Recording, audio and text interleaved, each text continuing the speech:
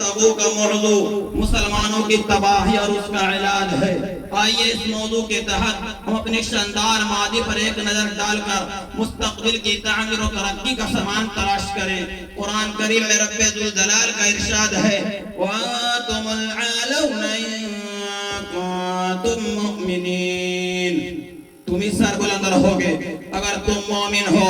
یہ ارشاد باری ہماری پوری تاریخ کا اختصار ہے اور اسی میں ترقی کا راز مضمر ہے۔ تاریخ کے سینکڑوں واقعات بتانے کے لیے کافی ہے۔ جب بھی ہمارا رشتہ اللہ سے اس کے دین سے مضبوط رہا تو سربلندی اور کامیابی ہمارے قدم چومی، اور جب کبھی اس رشتے میں کسی قسم کی کمزوری آئے، عزت و رفعت کے آسمان سے ذلت و پستی کے گار میں جا گرے۔ تاریخ ہمارے سامنے جنگ بدر کی مثالیں پیش کرتی ہے۔ جنگ بدر میں جو کامیابی ہوئی اسی رشتے کی مضبوطی کی بنیاد پر ہوئی، ورنہ اگر کامیابی ہوتی تو کفار مکہ کو ہوتی، کیونکہ کفار مکہ تقریباً 1000 تھے، بڑو جوش و خروش کے ساتھ۔ ان کے پاس 700 اونٹ، 200 گھوڑے، نیز سب کے پاس تلواریں، دیگر جنگی ہتھیار موجود تھی۔ ادھر ابو جہل، عتبہ، شیبہ، ولید، حنظلہ، عبید، اصحاب، امیہ بن خلف، نقرہ بن حارث، عبد المطلب جیسے شجاعت کے پیکر اسموداکار تھے۔ ادھر بیچارے مسلمان کل تعداد 313، سواری کے لیے ماتر 2 گھوڑے 70 اونٹ ہیں، ایک پر 3 4 تک سوار ہیں اور بعض پیدل سفر کر رہے ہیں۔ مسلمانوں اور سمجھو اور ہوشیار ہو جاؤ، مسلمانوں سمجھو اور ہوشیار ہو جاؤ۔ میرے محترم بزرگوں دوستوں، جب مقام بدر پہنچتے ہیں تو دیکھتے ہیں کفار مکہ بلند مقام پر خیمہ زن ہو چکے ہیں، جہاں پانی کی بھی فراوانی ہے۔ بیچارے مسلمانوں کو بسرتیلی زمین پر خیمہ زن ہونا پڑا۔ ایسی جگہ پر اگر کسی کو پیاس لگے تو گھٹ پانی پینے کو نہ ملے۔ الغرض جنگ کے اندر جتنے اسباب، جتنی چیزوں کی ضرورت پڑتی ہے وہ سب کفار مکہ کو حاصل تھی، لیکن جب لڑائی شروع ہوتی ہے تو کفار مکہ گاجر ملی کی طرح کاٹے جاتے ہیں۔ کفار مکہ کا سب سے بڑا سردار ابو جہل 2 بچوں معد اور موعظ کے ذریعے مارا جاتا ہے، اور عبداللہ بن مسعود رضی اللہ عنہ ابو جہل کا سر جسم جدا کر دیتے ہیں۔ مسلمانوں، آپ ہوش میں ہو اور ہوشیار ہو جاؤ۔ آپ حضرات میں سے میں بتا سکتا ہوں ابھی عصر کی نماز ادا نہیں کی ہوگی، مغرب کی نماز ادا نہیں کی ہوگی، اور میلاد النبی صلی اللہ علیہ وسلم آ کر بہت آرام کے ساتھ بیٹھ گئے۔ قیامت کے دن سب سے پہلا حساب میلاد کا ہی کیا جائے گا۔ آپ کا پہلا سوال نماز کا کیا جائے گا۔ انما الاعمال بالنیات، آپ کا عمل کیسا تھا؟ کلمتان خفیفتان اللسان ثقیلتان فی المیزان حبیبات الرحمن، 2 کلمے زبان پر ہلکے ہیں، وہ بھی آپ کو یاد نہیں ہوگا۔ آپ کا رکوع صحیح نہیں ہے، سجدہ صحیح نہیں ہے، آپ بہت آرام کے ساتھ میلاد نبی صلی اللہ علیہ وسلم میں آرام سے جاتے ہیں، بیٹھتے ہیں، اور اپنے گھر کی طرف وہی کہانیاں جو سال بھر کے بعد آج آپ نے رات بھر جاگنے کا ارادہ کیا، عبادت کرنے کا ارادہ کیا، لیکن آپ نے 7 بار برا گناہوں میں اپنا وقت گزارا۔ التائب من الذنب کمن لا ذنب لہ، گناہوں سے توبہ کرنے والے ایسا ہے گویا اس نے کبھی گناہ کیا ہی نہیں ہے۔ ہرگز مگر آپ کے ساتھ یہ ہو نہیں سکتا ہے۔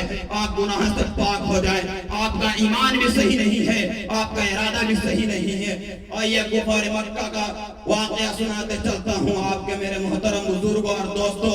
امیہ بن خلف ابو جہل کے بعد کفار مکہ کا سب سے بڑا سردار سمجھا جاتا تھا، لیکن اپنے ساتھیوں کو اس طرح تحتی کو دیکھ کر گھبرایا اور میدان جنگ چھوڑ کر مکے کی طرف بھاگ پڑا۔ حضرت بلال حبشی رضی اللہ عنہ کے پیچھے بھاگے اور قریب پہنچ گئے۔ امیہ بن خلف گھبرا کر گھوڑے سے نیچے گر جاتا ہے، پیٹ کے بل لیٹ جاتا ہے، شور مچاتا ہے، امن چاہتا ہے، لیکن حضرت بلال حبشی رضی اللہ عنہ کے پیٹ پر نیچے سے تلواریں چلا دیتے ہیں اور جہنم رسید کر دیتے ہیں۔ اسلام کے نوجوانوں سنو اور ہوشیار ہو جاؤ۔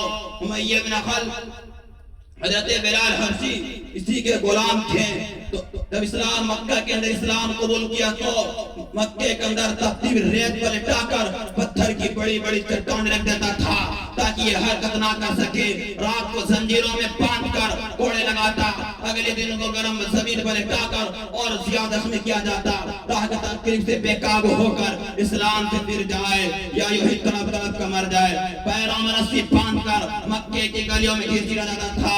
طرح طرح کی اذیتیں تکلیفیں پہنچائی جاتی تھی, یہاں تک تکلیف دینے والے تھک جاتے تھے, اکتا جاتے تھے. کبھی امیہ بن خلف کا نمبر آتا ہے, کبھی ابو جہل کا نمبر آتا ہے, کبھی اوروں کا نمبر آتا ہے. مسلمانوں, وہ کون سی چیز تھی جس نے غلام کو غالب اور آقا کو مغلوب کر دیا؟ سچ فرما اللہ تبارک و تعالی نے, وانتم العالون ان کنتم مومنین, تم ہی سر بلند رہو گے اگر تم مومن ہو. آپ مومن ہو ہی نہیں سکتے ہیں. آپ کا ایمان کیسا ہے؟ آپ ایمان والے کے ساتھ چھیڑ چھاڑ کرتے ہیں, مدارس کے لوگوں سے چھیڑ چھاڑ کرتے ہیں. آپ کا ایمان نہیں سمجھ میں آتا ہے کیسا ہے, اور اپنے آپ کو مسلمان پیش کرتے ہیں. آپ مسلمان کیسے ہو سکتے ہیں؟ ایک وقت کی نماز صحیح سے نہیں, مسلمانوں کو مسجد کی ضرورت نہیں پڑتی ہے. مسلمان کا ایمان صحیح رہے گا تو کسی کے کونے میں نماز بھی چھوٹ نہیں سکتی ہے. کوئی بھی بول دے نماز چھوٹ سکتی ہے. کوئی بھی حضرت مسلمان اگر ہے بولے نماز چھوٹ سکتی ہے. اس میں بیٹھنا یہ کامیابی نہیں ہے, کسی سے پوچھ سکتے ہیں. اس میں بیٹھنا میلاد میں کامیابی کا ذریعہ نہیں ہے. اگر آج کی ایک وقت کی نماز قضا ہو گئی, سمجھ لیجیے اس کی نوافل سے کبھی پوری نہیں ہو سکتی ہے. نوافل سے فرض کی ادائیگی نہیں کر سکتے ہیں. اقیموا الصلاۃ, نماز قائم کرو, یہ نہیں ہو سکتا ہے. میلاد میں بیٹھنا یہ ہو سکتا ہے. نماز کہیں چل جائے, نماز عشاء کے بعد سے 9 بجے تک کے بعد نبی کا فرمان ہے سو جاؤ. جلسہ ایک بار دورہ ہو سکتا ہے, تہجد چھوٹ سکتی ہے, فجر کی نماز میں نیند لگ سکتی ہے, جلسہ ہونا چاہیے. میرے محترم بزرگوں دوستو, کفار مکہ کا واقعہ سنتے ہو, سیرت نبی صلی اللہ علیہ وسلم کا واقعہ سنتے ہو, طائف کا واقعہ سنتے ہو, سمجھ میں نہیں آئے گا. آپ نے سیرت پڑھا ہی نہیں ہے, اپنے بچوں کو مدارس سے جوڑا ہی نہیں ہے, تبلیغی جماعت سے اتنے بھاگتے ہو جو نماز کی ہر ایک چیز کو اپنے ہونٹوں سے, اپنی زبانوں سے رگڑ رگڑ کر سکھاتے ہیں, جو کلمہ کی الفاظ کو آپ کے دلوں میں اتارتے ہیں, جو کلمہ محمد رسول اللہ صلی اللہ علیہ وسلم کا کلمہ پڑھنے نہیں آتا, اب بولتے ہو مسلمان ہیں. ایک دن یا حشر کے میدان میں ہوئی چیز کام آئے گی, اس کی زبان پر کلمہ جاری رہے گا, لا الہ الا اللہ محمد رسول اللہ. اس دن کہنا کہ ہم کو بلایا جا رہا تھا, چلو تم کو مسجد کی طرف لے کے چل رہے ہیں, اور سکھایا جا رہا تھا, کندھے پر لے کر موٹری کھانے کی چیزیں آپ کے گاؤں میں آ کے بیچارے سکھا رہے تھے, آپ نے اس کو پورا بھلا کہہ کے بھگایا. وہ حشر کے میدان میں آپ کو دن پتہ چلے گا. جس مسلمان نے کسی مسلمان کا دل دکھایا ہوگا, وہ حشر کے دن پتہ چلے گا. میرے محترم بزرگوں اور دوستوں, اور آگے واقعہ سناتے ہیں حضرات. آج ہم اندلس کو نہیں جانتے, اندلس ایک وقت میں مسلمانوں کی سب سے بڑی طاقت اور حکومت تھی, پوری دنیا میں شان و شوکت کی شہرت تھی. وہاں تقریباً 750 سال مسلمانوں کو حکومت رہی, اور وہاں آج مسلمانوں کی حالات یہ ہے, آج وہاں مسلمانوں کی حالات یہ ہے, ایک مسلمان بھی نام لینے کو نظر نہیں آتا. مسلمانوں کو تباہ اس طرح سے نہ صرف یہ بلکہ مسلمانوں کو بے گھر کیا, بلکہ مسلمانوں کا قتل عام ہوا, عزت و آبرو کو پامال کیا گیا, ہزاروں نوجوانوں کو مذہب چھوڑنے پر مجبور کیا گیا, زندہ مسلمانوں کو آگ میں جلایا گیا, زندہ مسلمانوں کو زمین کے اندر دفن کیا گیا. یہی وجہ کہ آج میں کوئی کلمہ پڑھنے والا نظر نہیں آتا. ملک برما میں مسلمانوں کو بے گھر کیا گیا, ملک مسلمانوں کا قتل عام ہوا. اسی پر بس نہیں, اسی ملک برما میں مسلمانوں کا قتل عام ہوا, عزت آبرو کو پامال کیا گیا, ہزاروں نوجوانوں کو قتل کر دیا گیا, بے شمار عورتوں کو شہید کر دیا گیا, معصوم بچوں کو ان کی ماں کی گوشت ادا کر دیا گیا. جبکہ ملک برما میں مسلمانوں کی بہت بڑی تعداد موجود تھی.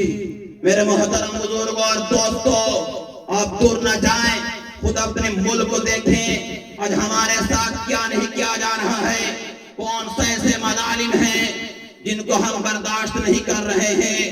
حالانکہ اسی ملک کے اندر ہماری حکومت رہی ہے, یہ بھی بات آپ کو معلوم نہیں ہوگی. حالانکہ اسی ملک کے اندر ہماری حکومت رہی ہے, آپ نے پڑھا نہیں ہے, بس سنا ہے, بیٹھ بیٹھ کر بھلایا ہے. نماز تو پڑھتے ہیں, سیرت کی بات کہاں سن لیں گے. مسلمانوں اسی دیش میں ہماری حکومت رہی ہے. آج ہماری حالات یہ ہے, آج ہم اطمینان کے ساتھ زندگی گزار نہیں سکتے ہیں. کہ ہمارے قتل کی تدبیریں سوچی جاتی ہے, ملک سے نکالنے کے لیے منصوبے بنائے جاتے ہیں, غیر ملکی کہہ کر بدنام کیا جاتا ہے. مسلمانوں آج ہماری حالات ایسی کیوں ہوئی؟ کسی شاعر نے کیا خوب کہا ہے, سوئی بھی قوم جاگ اٹھی بیدار مسلمان سوتا ہے. سوئی بھی قوم جاگ اٹھی بیدار مسلمان سوتا ہے. گہوار قلب مومن میں جذب ایمان سوتا ہے. امتی مسلمہ کے دھڑکتے دلوں, آج دنیا ہمارے وحشت و بابریت کی عام جگہ بنی بھی ہے. حالانکہ ایک زمانہ تھا دنیا کے ہمیں ہر ایک چیز سونپی گئی تھی, جس طرف قدم بڑھاتے تھے بڑھتے تھے چلتے تھے. باطل کی کوئی قوت و طاقت ہمارے راہ میں حائل نہیں ہو سکتی تھی. علامہ اقبال نے کیا خوب کہا ہے, مغرب کی وادیوں میں گونجی ادا ہماری, مغرب کی وادیوں میں گونجی ادا ہماری, تھمتا نہ تھا کسی تو سیل و روا ہمارا. اسی بات پہ تقریر ختم کرتا ہوں.